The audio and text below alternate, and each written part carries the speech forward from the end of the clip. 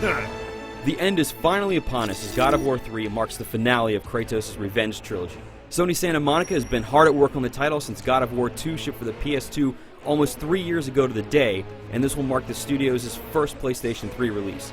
The expectations have been understandably sky high, and for the most part, God of War III delivers where it counts. It's epic, brutal, bloody, and at times it's almost inarguably the best looking game we've ever seen.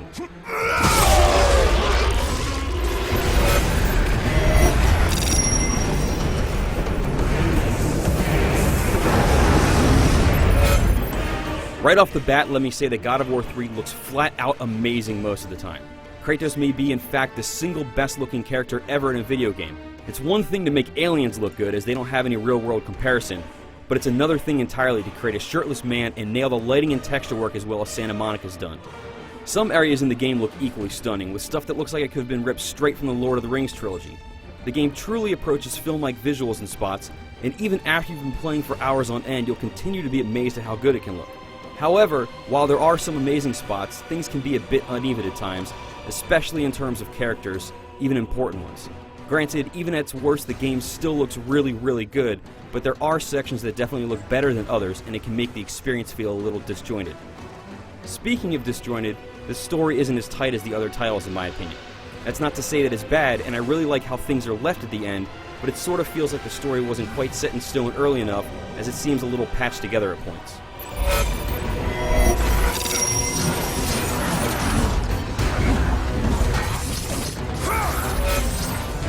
If it ain't broke, don't fix it. Yep, this is unmistakably a God of War game with the same mechanics, puzzle types, and so forth that we've played a few times already. That's not a complaint by any stretch of the imagination, but don't expect a revolution in terms of gameplay in the franchise's jump to the PS3. What you can expect, however, are some of the biggest and most epic scenes you've ever seen in a video game. In expected God of War fashion, the game starts off in a huge way with you fighting on top of Gaia as she climbs Mount Olympus. The scale of this scene is nothing short of incredible, but it's not the last time you'll be blown away by the game's astounding scale. Likewise, you'll find some fantastic boss battles throughout the game. Many have more than one part, and while some aren't as great as others, there are still some seriously awesome and brutal fights in store for you that we won't spoil here. While I mentioned that the gameplay is largely the same, there have been some small but very welcome tweaks made to the combat.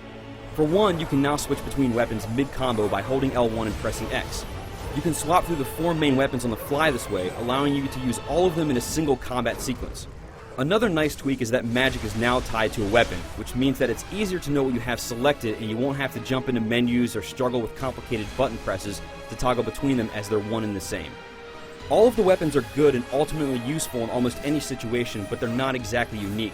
Aside from the Cestus, which is the set of gauntlets that you've very likely seen by now, the other 2 weapons that you earn are very similar to your blades. They move a little differently and have unique powers, but the idea is basically the same. It would have been nice to see something different, but, at least they're useful this time.